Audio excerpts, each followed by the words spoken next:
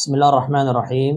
الحمد لله رب العالمين وبه نستعين وعليه نتوكل. الصلاة والسلام الأتمان الأكملان على خير خلق الله وعلى آله وأصحابه أجمعين. اللهم علمنا ما ينفعنا وانفعنا بما علمتنا وزدنا يا ربنا علما وفقها إنك أنت العليم الحكيم. Ngayong gabi ng Wednesday, pero sa Hijra calendar, gabi na ng Thursday, Laylatul Khamis, no? Pagpapatuloy ito nung nakaraan na tinalakay natin, no? Dito sa subject natin na Ulum al-Quran. Okay. Nung nakaraang Friday, kung di ako nagkakamali, tinalakay namin tong Mudhakkira, itong handouts, no? Ulumul Qur'ani, su'alun wa jawabun, i'dad Sheikh Faiz bin Sayyaf As-Sarih. Ang title nitong kitab, yung title mismo ng nung subject natin, Ulumul Quran, su'alun wa jawabun.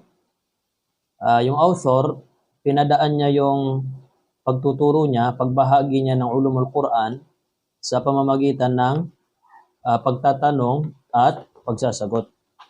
Okay, nung nakaraang Friday, nasimulan namin tong basahin and linawin ng kakaunti, no? Yung video nung first lecture, in-upload ko sa YouTube. Tapos yung link, isinend ko dyan sa GC natin sa Messenger. So kung gusto nyong madinig, pwede nyong balikan, no? Natalakay namin, ibubuod ko lang ng konti yung natalakay namin nung last. Sinimula naming talakayin yung ta'rifu ulumil Quran. Ibig sabihin yung kahulugan, no? Pagpapakahulugan sa ulumul Quran na tinatawag. Huwa ilmun yadumu abhathan kulliyatan muhimmatan tattasilu bil Quranil azimi min nawahin shatta wa yumkinu i'tibaru kullin minha ilman mutamayyizan. Okay, sabi ng author, pag sinabing ulumul Quran, ito daw yung kaalaman. Ilm, huwa ilmun. Ito ay kaalaman na kung saan kanyang binuklod, hindi kaya pinagsama-sama, yadummu. Kanyang pinagsama-sama ang maraming pag-aaral na sumasaklaw sa banal na Quran. Ibig sabihin yung maraming pag-aaral regarding sa Quran, yung ulumul Quran, binuklod niya, inipon niya, min nawahin shatta, mula sa magkakaibang pinagmulan, mula sa magkakaibang dako. Okay, bawat isa doon sa binuklod o di kaya inipon, bawat isa doon, maaari natin sabi ng author na ito ay kaalamang separated, ilman mutamayyizan, ilman mustaqillan. Yun ay kaalamang nakahiwalay sa iba. Halimbawa niyan, yung ulumul Quran, kabilang sa ulumul Quran, yung ilmu tafsir. Okay, yung ilmu tafsir, yung tafsir, separated yun na kaalaman. Alam natin yan, sa mga madrasa, mayroong subject na tafsir. Yung mga ulama, nagtatalakay sila, nagtuturo sila ng mga tafsir sa mga paaralan, sa mga masjid. Okay, yung ilmu tafsir, yung kaalaman sa tafsir, kabilang yan sa ulumul Quran. Okay, halimbawa, yung ilmu tajwid. Yung ilmu tajwid, no, kung tutuusin, kabilang siya sa kaalaman sa Quran, ulumul Quran siya. Ngayon, mapapansin natin, itinuturo yung ilmu tajwid, o di kaya ilmul qiraat, ng separated. Mapapansin nyo sa madrasa, meron talaga kayong exclusive na subject, ang pangalan, tajwid, o di kaya qiraah, ilmul qiraat, no? Ganon din halimbawa, yung an-nasikh wal mansukh. Ayan, separated yung nakaalaman na nagmula sa ulumul Quran. Yun ang tinutukoy niya, yung ulumul Quran daw, yan ay kaalaman na binuklod niya, pinagsama-sama niya yung napakaraming pag-aaral, mahalagang pag-aaral na may kinalaman sa Quran al-Karim. Okay. Pangalawang natalakay namin dito, yung kahulugan ng Quran. No? Sabi ng author, Al-Quranu huwa kalamullahi al-munazzalu ala nabiyhi Muhammadin sallallahu alaihi wasallam al-mu'jizu bilafdhihi al-muta'abbadu bitilawatihi. Sa page 5, amna. Al-muta'abbadu bitilawatihi al-manqulu bitawaturi al-maktubu fil masahifi min awwali suratil Fatihati ila akhiri suratin Nas. Okay, kung meron kayong copy ng PDF nitong kitab, nasa page 5, no? Okay, pag sinabing Quran, sabi ng author, yun daw ay salita ng Allah. Yun ang salita ng Allah. Na kanyang ipinanaog, ipinahayag sa kanyang sugo na si Muhammad sallallahu alaihi wasallam. Al-mu'jizu bilafdhihi, ang Quran ayon sa mga scholar ay mahimala sa mga teksto nito. Napapalooban ng himala na hindi kayang gawin ng mga nilalang ng mga alipin sa teksto nito. Yung lafadh. Pag sinabing lafadh, ito yung teksto ng Quran. Halimbawa, inna a'tainaka al-kawthar. Okay, tawag doon lafadh, alfadh. Fasalli li rabbika wanhar, inna shani'aka huwal abtar. Yung binabasa mo mula doon sa Quran, yung mga naririnig mong mga letra, no, tawag doon lafadh. Okay, yung banal na Quran, mahimala siya sa kanyang teksto. Okay, kung mahimala sa kanyang teksto, mas higit lalo, mahimala siya sa kanyang kahulugan. Yung mga meaning, yung mga aral na napapaloob doon sa mga teksto na yon. Al-muta'abbadu bitilawatihi, ang banal na Quran, ang pagdalit dito ay ibada, no? Pagsamba sa Allah subhanahu wa ta'ala. Al-manqulu bitawatur, yung banal na Quran na iparating sa atin, sa ating mga ummah, no? Sa pamamagitan ng tawatur na ulat. Okay, itong tawatur, hindi ko ito ngayon matatalakay sa inyo kasi nagbabalik tanaw lang tayo ngayon, no?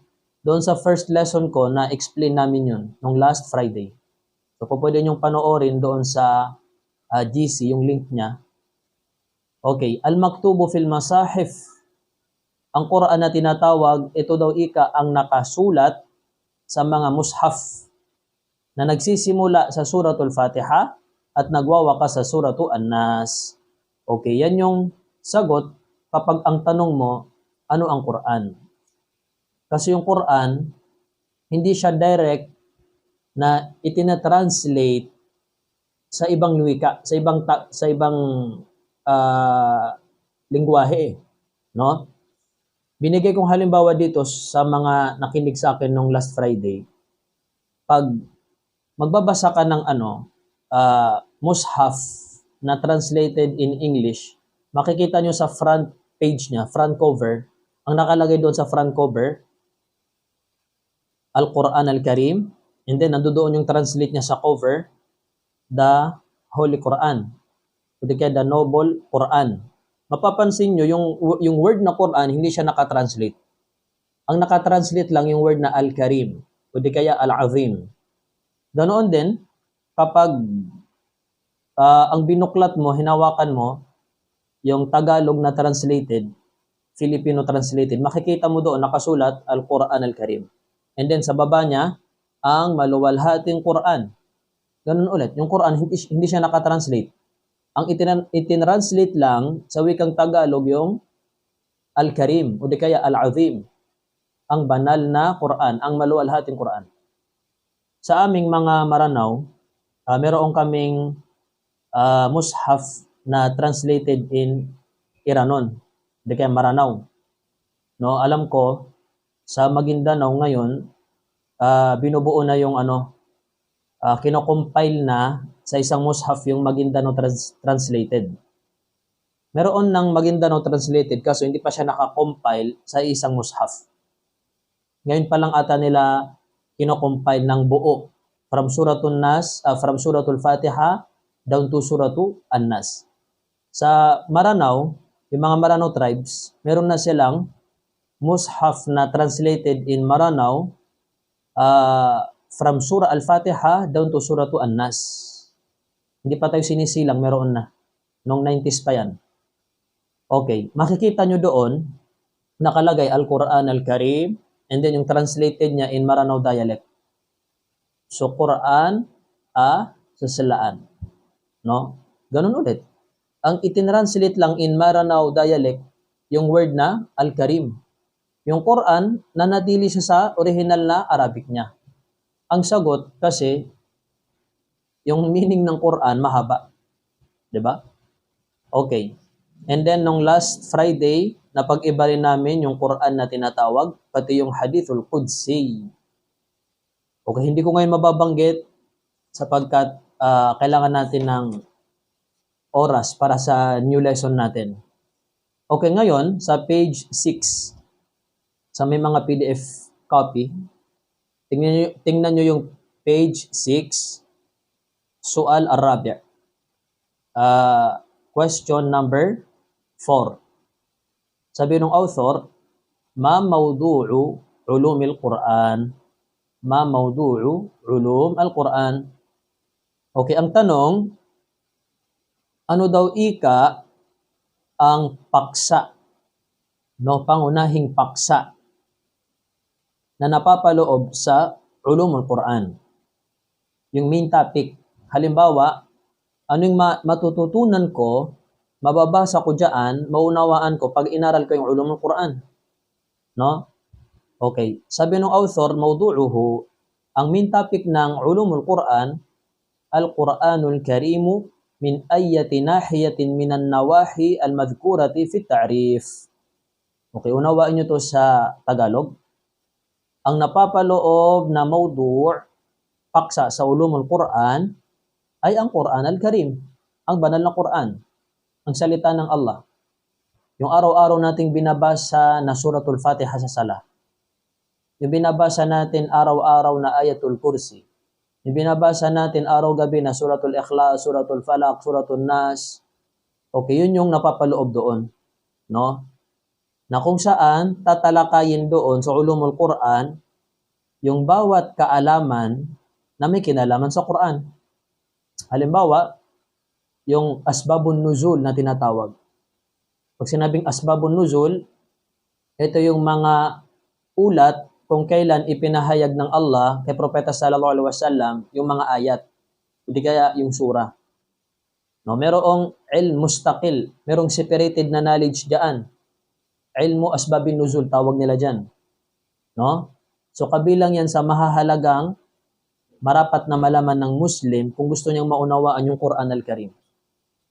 May mga great scholar na nagsulat ng mga libro patungkol lang doon. For example, si Imam Jalaluddin As-Suyuti, rahimahullahu ta'ala, meron siyang akda patungkol sa asbabun nuzul. Lubabun Nuqul fi asbabin nuzul. Si Imam Al-Wahidi, As-Sahihul Musnad, kung di ako nagkakamali, As-Sahihul Musnad min asbabi an-nuzul. Napakarami nila, no? Ilan lang yun sa popular na kitab regarding sa asbabun nuzul. Yung Nasikh al-Mansukh, no? Si Imam Ibnul Jawzi, meron siyang librong An-Nasikh wal-Mansukh. No? Napakakapal na libro. Ang tinatalakay niya lang doon, isang kaalaman ng ulumul Quran. Okay, tajwid, di ba? Yung mga ulama, nagsulat sila ng mga libro sa tajwid, mapapansin nyo, napakaraming napapaloob na knowledge sa tajwid. Ano pa lang yun? Sa teksto pa lang yun ng Quran. Paano basahin yung Quran? Halimbawa, yung Imam Ibnul Jazari, no? Meron siyang Al-Muqaddimah. Muqaddimatu Ibnul Jazariya. Okay. So, pag inaral mo yung ulumul Quran, ito yung ma-encounter mong mga kaalaman. Napakadami. No?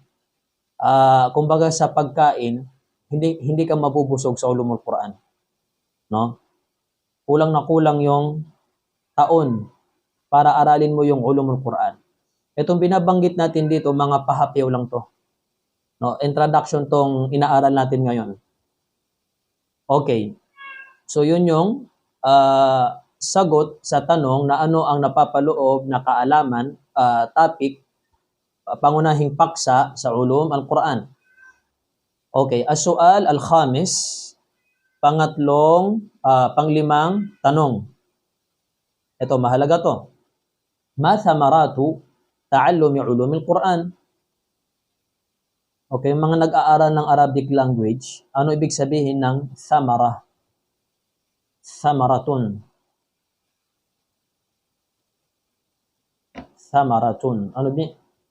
Aywa, bunga, sabi ni Amna. Bunga daw, no? Sahe. Sa puno, merong bunga. Tawag doon, thamara. No? Thamarat, mga bunga. Mga benefit, no? Ma thamaratu ta'allumi ulumil Quran? Ano sabi nung author ang mga bungang makukuha, resulta na makukuha ng tao sa pag-aaral ng ulumul Quran? Okay, nagbanggit yung author ng 5. Dami, no? Okay, una, fahmu ma'anil Quranil Karimi wa ma'rifatu tafsirihi. Fahmu ma'anil Quranil Karimi wa ma'rifatu tafsirihi. Pinakaunang kabutihan na makukuha mo, Nisrin, sa pag-aaral ng ulumil Quran, fahmu ma'anil Quranil Karim. Mauunawaan mo, maiintindihan mo yung mga napapaloob na kahulugan ng Quran al-Karim. Wa ma'rifatu tafsirihi. At mababatid mo ng magaan yung tafsir. Mababatid mo ng magaan, madali yung tafsir. Naintindihan? Halimbawa, nakikinig ka ng lecturer, ang tinatalakay niya tafsir. Pag nagbanggit siya ng mga terms sa ulumul Quran, maunawaan mo yung sinasabi niya. Halimbawa, sinabi ng lecturer, ang sababun nuzul ng suratul Duha ay ganito. Ikaw na nag-aral ng ulumul Quran, alam mo yung tinatawag na sababun nuzul.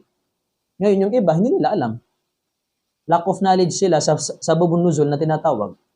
Okay, pag binanggit ng lecturer ni Shirin, itong aya ay mansukh sapagkat naging nasikh itong aya. Ngayon, naunawaan mo yung sinasabi ng lecturer. Yung mga ibang nakikinig na hindi nag-aral ng ulumul Quran, nakanganga sila ngayon. No? Nakikurious sila, ano kaya yung nasikh wal mansukh? Naintindihan? Pag yung lecturer nagbanggit ng mga iba't ibang qiraat, yung kapamaraanan ng pagdalit ng Quran, naunawaan mo bakit niya binabanggit yun. Okay, yan yung una. Fahmu ma'anil Quranil Karim wa ma'rifatu tafsirihi. Pangalawa, ad-difa'u 'anil Quranil Karimi war raddu 'ala syubuhat. Pangalawang bunga, pag inaral mo yung Quran, ad-difa'. Maipagtatanggol yung Quran al-Karim mula sa mga taong naninira nito. Warraddu ala syubuhat. At matutugunan mo yung mga tao na nagbabato ng mga doubt, syubuhat. No, mga alinlangan. Nagbabato sila ng alinlangan. Gumagawa sila ng alinlangan sa puso ng mga ilan. 'Di ba? Okay. So kapag may alam ka sa ulumul Quran, o di kaya malalim yung kaalaman mo sa ulumul Quran, kayang-kaya mong protektahan yung Quran al-Karim mula sa mga taong yun. Diba? Kayang-kaya mong sagutin yung mga doubt nila na kinakalat nila regarding sa Quran. For example, para maintindihan nyo itong number 2. Anong ibig sabihin ng qul sa Tagalog? Qul. Qul huwa Allahu ahad. Qul a'udhu birabbin nas. Ano ibig sabihin yun? Okay, sabihin mo. Lahat ng ayat sa Quran na mayroong ganoon, ang original na kinakausap ng Allah sa aya, si Propeta sallallahu alaihi wasallam. Kaya kung babasahin niyo yung mga tafsir ng mga scholar, makikita niyo doon, Qul ya Muhammad, Qul ya ayyuhar rasul, Qul ya ayyuhan nabi. Ang original na kausap si Propeta sallallahu alaihi wasallam. Nung nakaraang mga taon, hindi ko maalala kung anong taon yun, sa panahon natin yun, Merong mga grupo sa Libya, yung Libya ngayon sa Middle East, no? Gumawa sila ng bagong mushaf, nag-publish sila ng bagong mushaf. Lahat ng mga ayat na merong qul, tinanggal nila. Niremove nila sa Quran, sa mushaf, lahat ng aya na merong qul. O mantakin nyo yun, ganong karaming mga ayat yan. Ibig sabihin, yung mushaf nila, walang suratul Nas, walang suratul Ikhlas, walang suratul Falaq, walang suratul Jin, walang suratul Kafirun. Ha?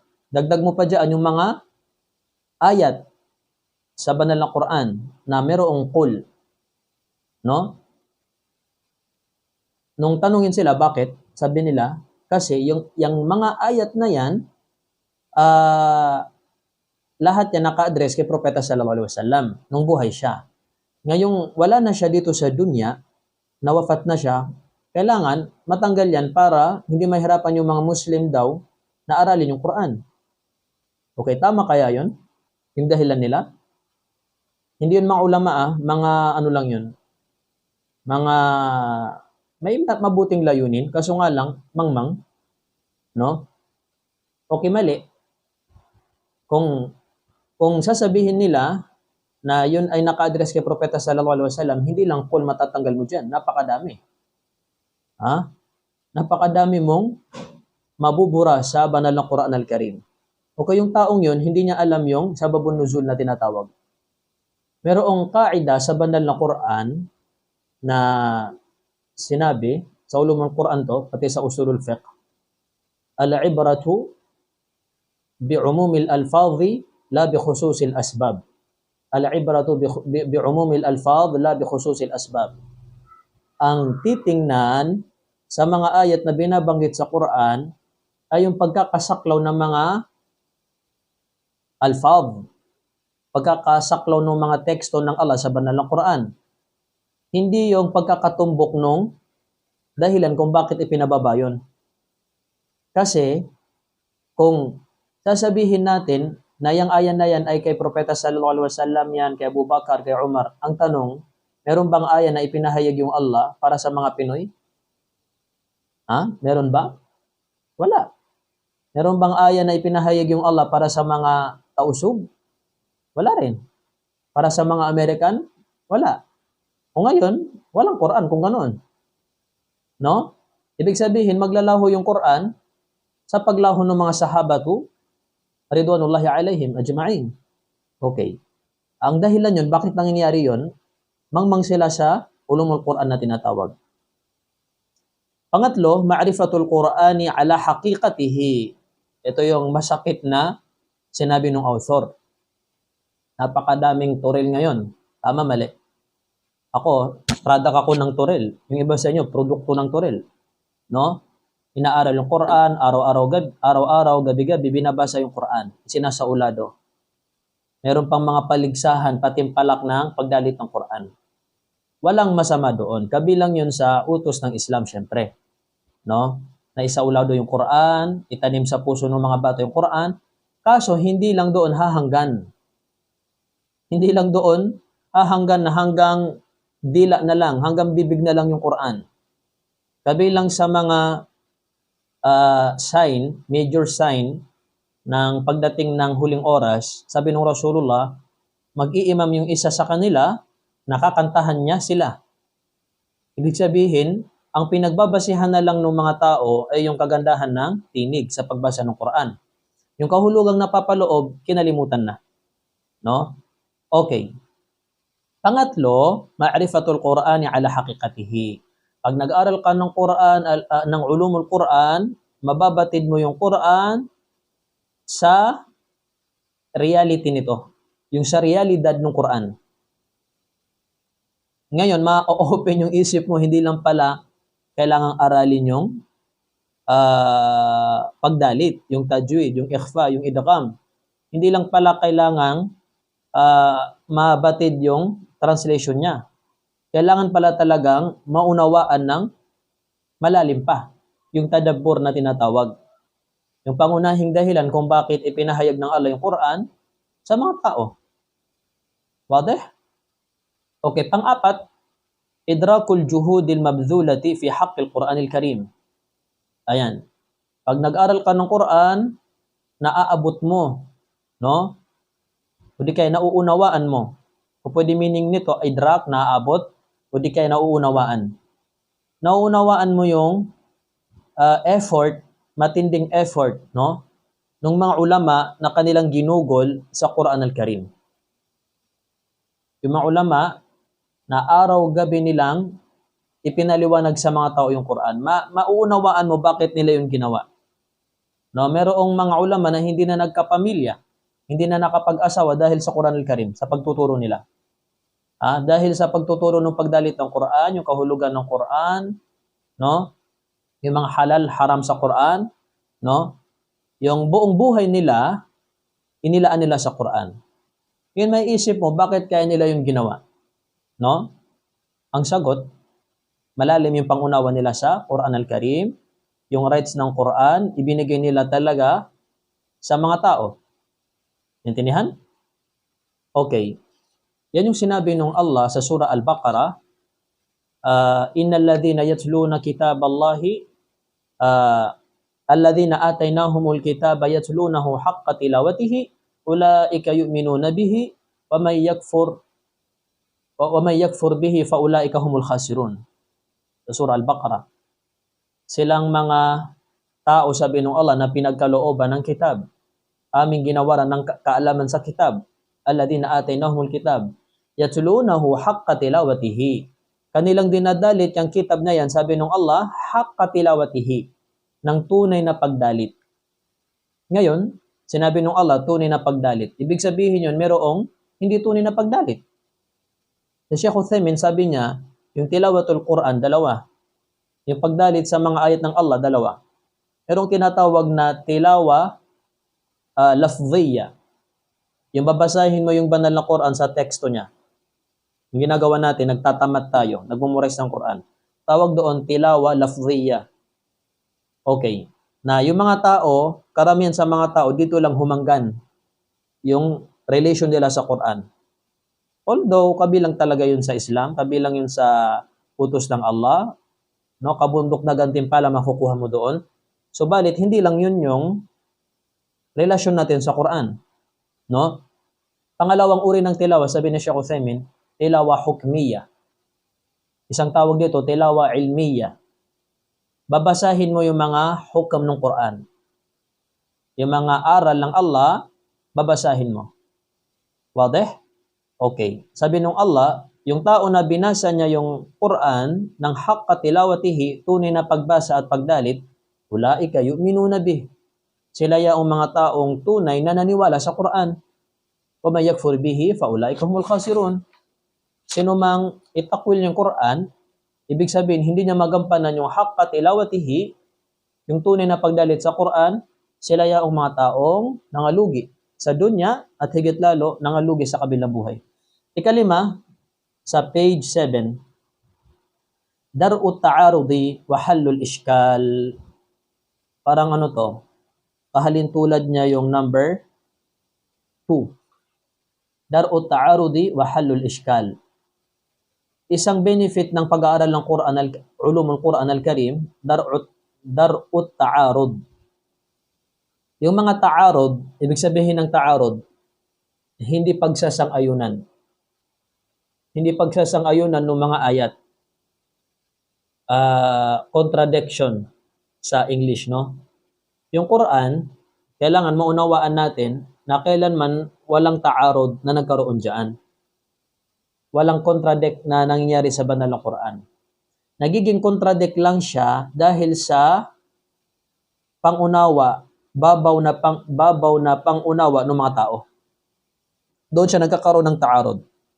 Inaakala nila na mayroong ta'arud, pero actually walang ta'arud. Sabi nung Allah sa suratul Nisa, afala yatadabbaruna al-Quran? Hindi ba ganila pinagmumuni-munihan, pinagninilay-nilayan ang banal na Quran? Walau kana min 'indi ghairillahi lawajadu fihi ikhtilafan katsira. Kung ito, sabi nung Allah, itong Quran al-Karim, no, ay hindi nga galing sa Allah, kung ito ay hindi galing sa Allahng tunay, ito ay imbento lang ni Muhammad, sila ay makakakita dito, makakasumpong dito ng ikhtilafang kathira. Napakaraming hindi pagsasang-ayunan, no? Pagsasalungatan, no? Okay, walang nakita yung mga tao na pagsasalungatan.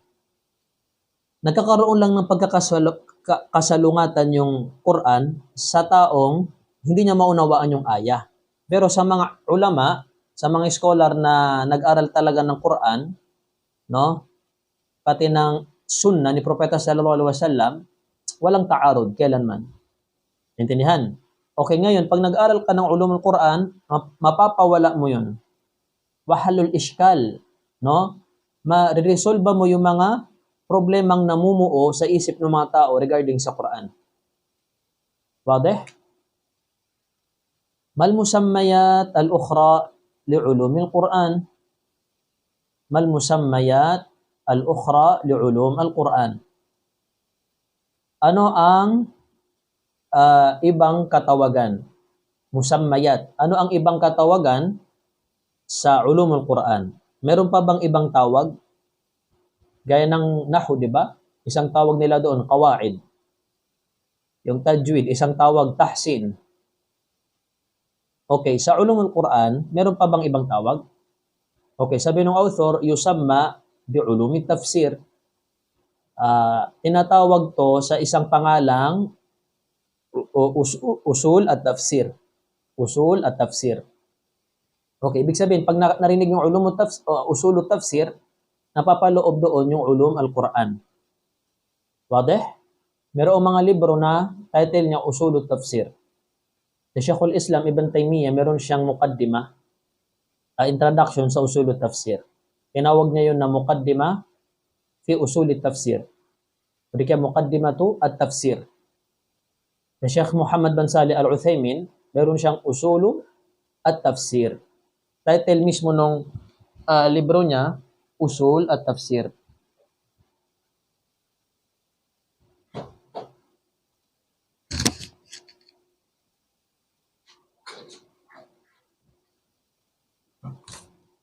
Ito, Usul at-Tafsir. Si Sheikh Uthaymin. Syarhun usulun fi tafsir. Ang napapaloob dito, ulumul Quran. Ginamit niyang term yung isang pangalan ng ulumul Quran. Okay, number 7.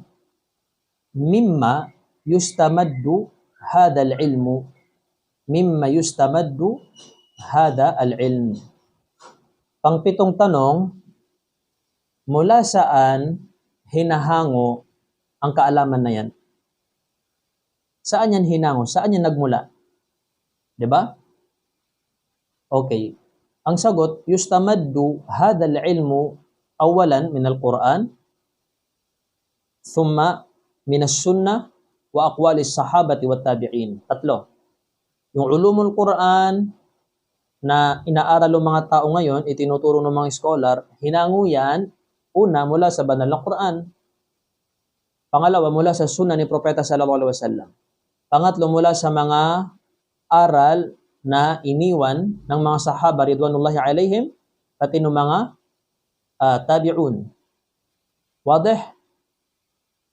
Okay. Number 8.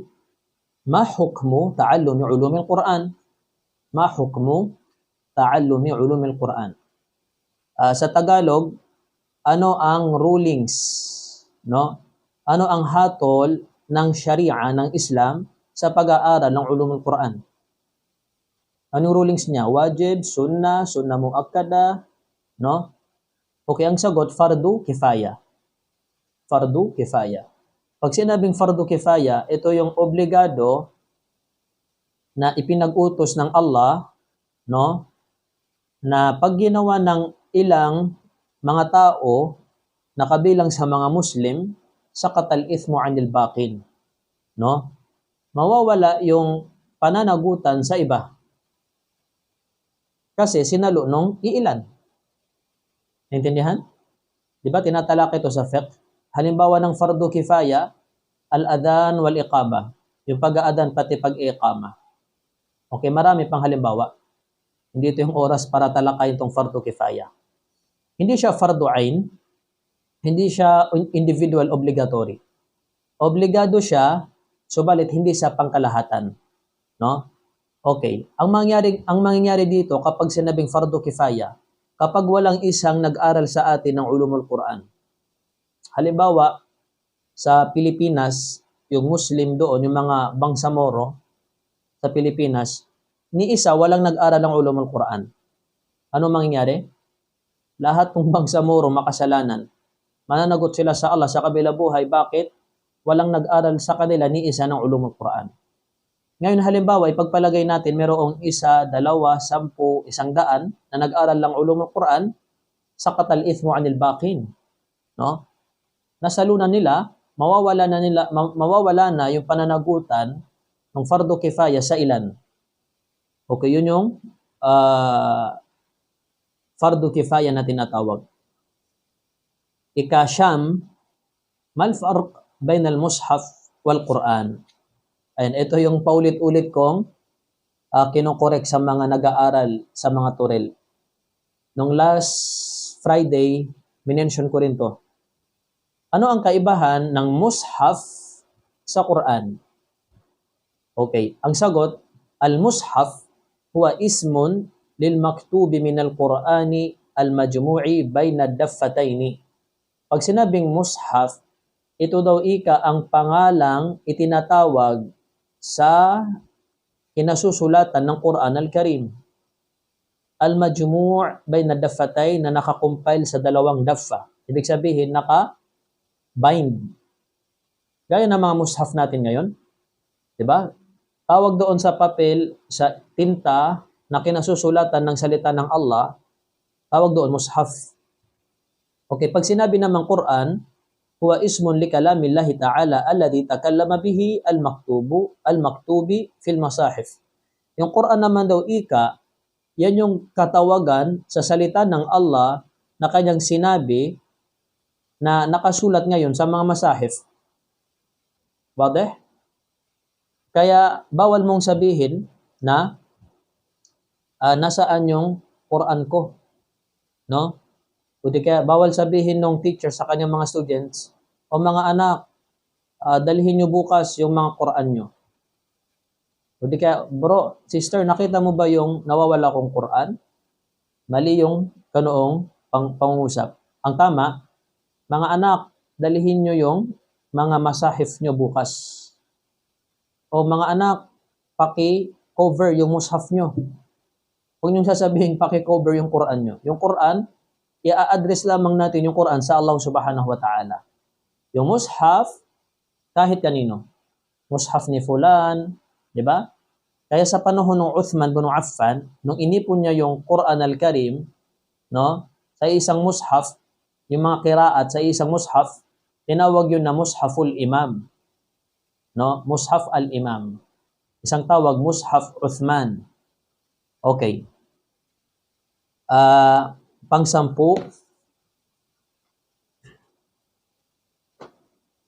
Ayan, hanggang 11 lang tayo, ha? Hanggang page 8 lang, inshallah. Pang-10 tanong, ma marahilu nash'ati ulumil Quran?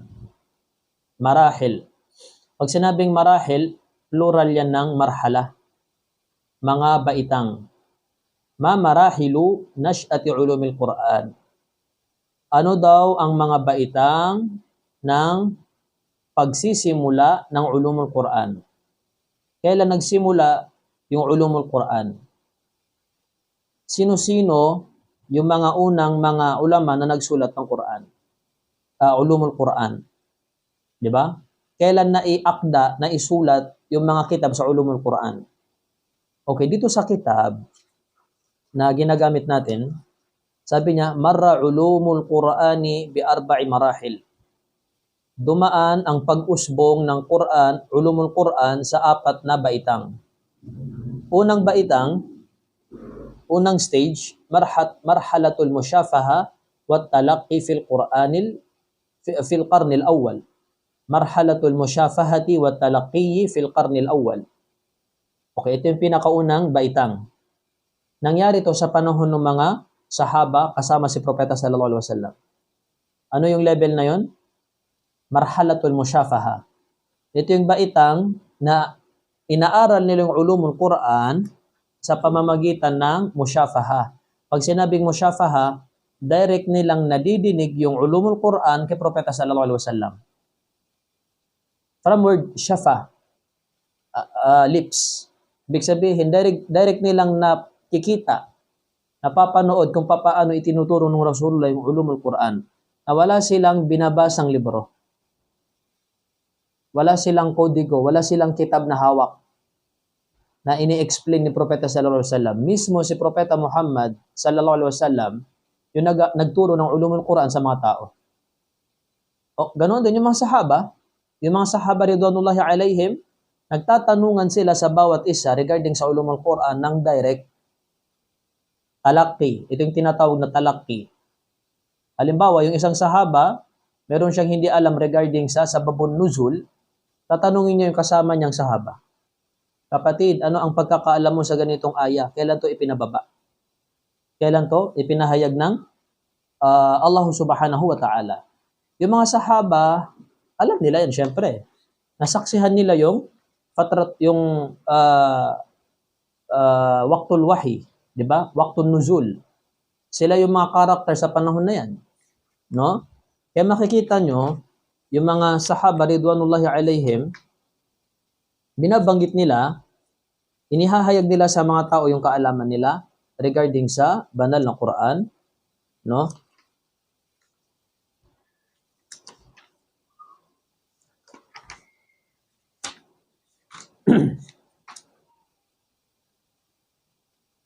Halimbawa, sabi nung Ali bin Abi Talib, si Ali bin Abi Talib, kilala natin, sabi niya, habang siya ay nag-lecture sa minbar, sa masjid, saluni, ako ay inyong tanungin. Sabi nung Ali bin Abi Talib, open forum, no? Fawallahi la tas'aluni an shay'in illa akhbartukum.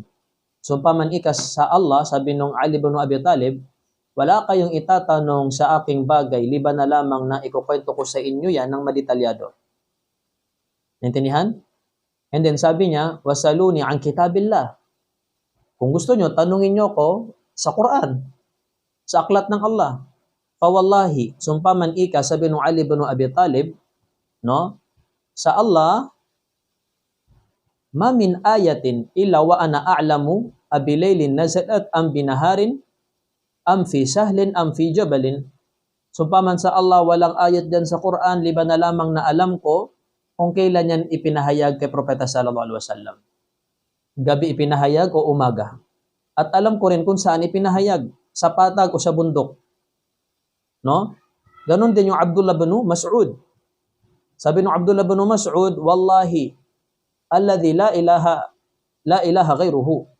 Sumpaman, sabi ng Abdullah bin Mas'ud, sa kanya na walang karapat-dapat na sambahin maliban sa kanya, manazalat suratun min kitabillah, walang sura dyan sa banal na Quran na ipinahayag ng Allah kay Propeta Muhammad, illa ana a'lamu ayna nuzilat. Maliban na lamang ako na si Abdullah, ang siyang pinakamaalam kung saan yan ipinahayag, saang lugar ipinahayag kay Propeta Muhammad. No? Sa Madina, sa Makkah, sa Taif, sa Tabuk, no, sa Quba, wala unzilat ayatun min kitabillah, at walang ayat diyan na ipinahayag ng Allah kay Propeta Muhammad, liban na lamang na ako ang lubos na nakakaalam, ako na si Abdullah bin Mas'ud ang siyang lubos na nakakaalam kung bakit ipinahayag, no? Walau a'lamu ahadan a'lamu minni bi kitabillah. Tingnan niyo tong kaalaman niya. Ito hindi to pagmamayabang, ha? Wala a'lamu ahadan a'lamu minni bi kitabillah. Sabi ng Abdullah bin Mas'ud sa mga estudyante niya, kung ako ay may alam na isang tao na mas maalam sa akin sa Quran, kung mayroong namumuhay ngayon na mas maalam sa akin sa Quran al-Karim, tablughuhul ibil, naaabutan siya ng kamelyo, ibig sabihin, kaya kong lakbayin sa pamamagitan ng kamelyo, larakibtu ilayhi. Katiyakan na ako ay sasakay ng kamelyo at pupuntahan ko yung taong yun upang mag-aral sa kanya. Kaso nga lang, walang alam si Abdullah bin Mas'ud na hihigit sa kanya. Ibig sabihin, yung ulumul Quran, nasa utak nila, nasa puso nila yung ulumul Quran. Umiiral na yung ulumul Quran sa panahon nila. Yung nasikh wal mansukh. Tingnan nyo sa tajwid. Pinuri ng Propeta sallallahu alaihi wasallam si Abdullah bin Mas'ud. Sabi nung Rasulullah sa mga sahaba, man arada an yaqra al-Qur'ana ghaddan tariyan kama unsil falyaqra'hu ala qira'ati ibnu ummi abdin. No? Karangalan to ng Abdullah bin Mas'ud. Sabi nung Rasulullah, sino man ika ang nais niyang basahin ang Quran na ito ay sariwa, hindi nagbago, no? Katulad kung paano ito ipinahayag sa akin, basahin niya 'yon ng katulad ng pagbabasa ni Abdullah bin Mas'ud ng Quran. Paano niya pinapahaba yung mad, paano niya pinapakapal yung letra, paano niya sinasyadda yung mga letra. Falyaqra'hu ala qira'ati ibni ummi abdin. Naintindihan? O tajwid pa lang 'yun. Okay, Abdullah bin Abbas, 'di ba? Sinaksihan ni Propeta sallallahu alaihi wasallam yung kaalaman ni Abdullah bin Abbas sa banal na Quran.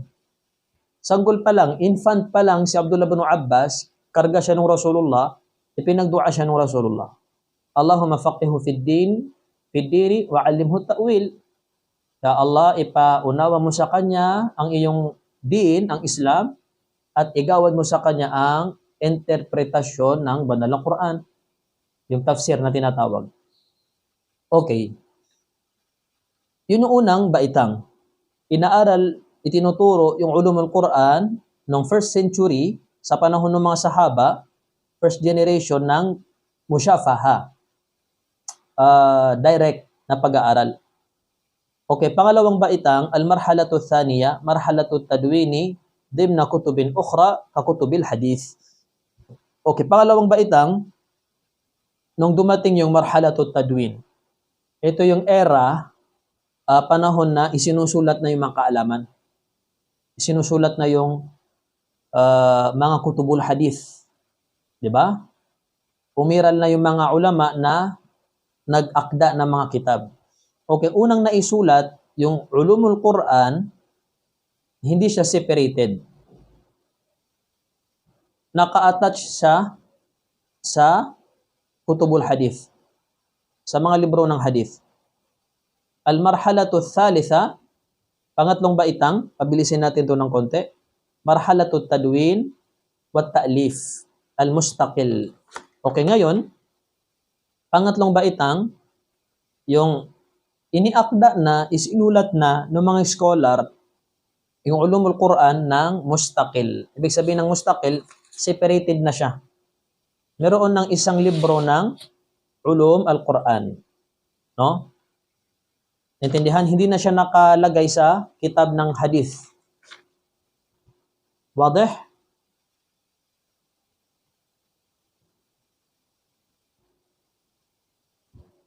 Okay. Al-marhala ar-rabi'a, pang-apat na baitang, marhalatu ta'lif fil asr al-hadir wa tatamayyazu hadhihi al-marhala bi tahrir al-masaili wa ta'ammuq fiha. Okay, ito yung pinakahuling baitang hanggang ngayon nangyayari yan. Ito daw yung baitang na isinulat muli yung ulumul Quran sa makabagong panahon. Naisulat na siya sa panahon ng mga ulama. Bukas yan. Hindi pa ako tapos. Hawakan mo yan si Ching Ching. Okay. Sabi rito, watatamayyazu hadihil marhala, naiiba itong baitang sapagkat mas malinaw itong baitang na to. Mas malinaw siya kung ikukumpara sa mga naunang ulama. Mas malinaw yung pagkakaakda sa mga kutob kaysa sa mga naunang akda ng mga ulama. Intindihan? Okay, panghuli. As-su'al al-hadi ashar, ma abrazul muallafati fi ulumil Quran. Ano yung mga abraz? Ibig sabihin, pinaka-kilala, pinaka-popular na akda sa ulumul Quran. Okay, una, tatlo yung binanggit dito. Ito yung pangunahing inaaral ngayon ng mga tulabul ilm sa iba't ibang jamiat, iba't ibang madaris. Una, Al-Burhan fi Ulumil Quran. Isinulat yan ni Badruddin Az-Zarkashi. Nawafat nung ika-793 Hijriya. وقد ضم 47 نوعا من أنواع علوم القرآن الكريم. Itinala niya dyan yung 47 na uri ng kaalaman sa ulum al-Quran. 47 na kaalaman sa ulum al-Quran. Okay, pangalawa, Al-Itqan fi Ulum al-Quran. Isinulat yan ni Jalaluddin As-Suyuti, rahimahullahu ta'ala. Okay, si Jalaluddin As-Suyuti, para malaman nyo, kabilang to sa mga dakilang scholar. Napakadami niyang isinulat na kaalaman sa iba't ibang larangan. Actually, lahat ng subject siguro meron siyang akda. Kung ang usapan, tafsir, nandiyan yung tafsiru ad-durar al-manthur. Ad-durar al-manthur fi tafsiri al-ma'thur. Siya yung isang author ng Tafsirul Jalalain. Kung nababasa niyo yung Tafsirul Jalalain, isinulat yan nung una niyang ustad niya, yung Jalaluddin Al-Mahalli, from Surah Al-Baqarah hanggang Surah Al-Kahf. And then, nung nawafat yung Jalaluddin Al-Mahalli, ikinuntinyo ni Jalaluddin As-Suyuti. Suratu Al-Isra hanggang Suratul Nas, and then Suratu Al-Fatiha. Kaya tinawag na Tafsirul Jalalain. Kung ang usapan, Nahu, merong syarah si Jalaluddin As-Suyuti sa Nahu, Alfiya Ibn Malik. Okay. Sa Tarikh, Tarikhul Khulafa. Ito, popular to na kitab ng Jalaluddin As-Suyuti, Tarikhul Khulafa. Mayroong ang tanong, ito, information to regarding kay Jalaluddin As-Suyuti. Sino yung ulama na historian sa dami ng kanyang isinulat na biography ng mga ulama, no? Pati yung sarili niya nabilang doon. Ibinilang niya yung sarili niya doon sa tarikh. Buhat nung isinilang siya, madetalyado yung pagkakatalakay niya. Okay, ang sagot si Jalaluddin As-Suyuti. No? Ultimo yung sarili niya, isinulat yung biography ng sarili niya. No? Okay? Yung Al-Itqan fi Ulumil Quran, itinala dyan nung Jalaluddin As-Suyuti, yung 80 na nawaan. Mas marami, no? 80 na uri ng kaalaman sa Ulumul Quran. Dami. No? Isa lang doon yung tajwid. Isa lang doon yung sababun nuzul. Yung al-muqayyad wal-mutlaq. Pangatlo, manahil al-irfan fi Ulumil Quran. Ito, meron ako nito dati. Hindi ko na maalala kung saan ko na ilagay itong libro na to. Manahil al-irfan fi Ulum al-Quran li Muhammad bin Abdul Azim Az-Zarqani al-mutawaffa sanata 1367 Hijriyah. Ayan, Dr. Muhammad bin Abdul Azim Az-Zarqani. Professor sa Jamiatul Azhar sa Egypt. No? Okay, yan yung mga pangunahing kitab sa Ulum al-Quran na until now, inaaral pa rin hanggang ngayon. Intindihan?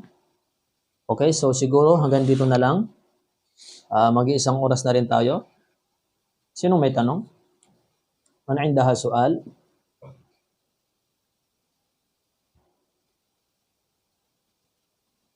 Sino may tanong sa inyo? Bago tayo mag-kafaratul majlis.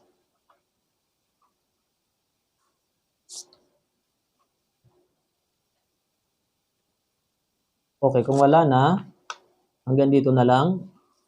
Subhanakallahumma wa bihamdik. Asyhadu an la ilaha illa anta nastaghfiruka wa natubu ilaik. Maraming salamat sa pakikinig, pagsasabar nyo makinig, no? Hanggang sa susunod ulit na pag-aaral natin. Okay? Assalamualaikum warahmatullahi wabarakatuh.